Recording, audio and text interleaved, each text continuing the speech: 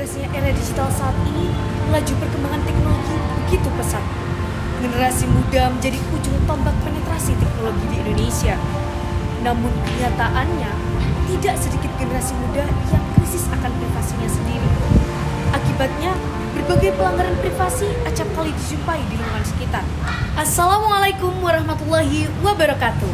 Halo generasi muda, saya Agnesia Eka Puspita, Dapil 5 asal Mandua, Kota Malang, mengambil peran sebagai calon legislatif Parlemen Remaja DPR RI 2022.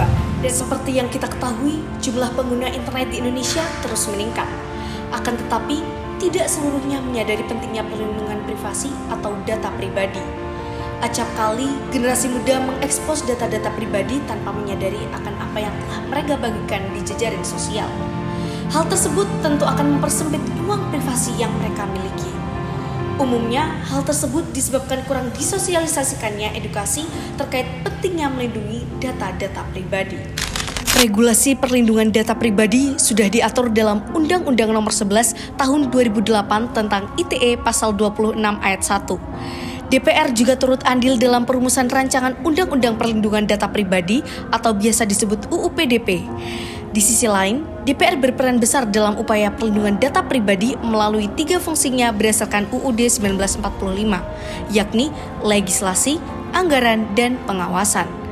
Dalam fungsi legislasi, DPR perlu menyusun, membahas, dan menetapkan regulasi setara undang-undang terkait perlindungan data pribadi atau PDP yang komprehensif sebagai acuan semua sektor.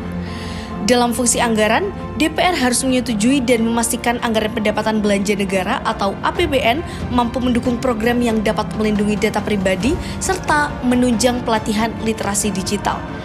Sedangkan dalam fungsi pengawasan, DPR melaksanakan pengawasan terkait praktik-praktik penyebaran data pribadi masyarakat dan tiap-tiap konten yang dibagikan sebagai konsumsi publik.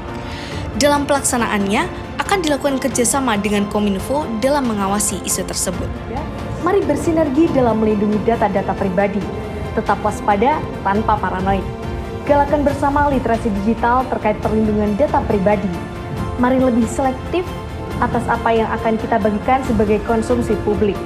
Dengan demikian, generasi muda bukan hanya menjadi generasi krisis ruang privasi, akan tetapi generasi muda yang melek privasi dan bijak dalam berekspresi.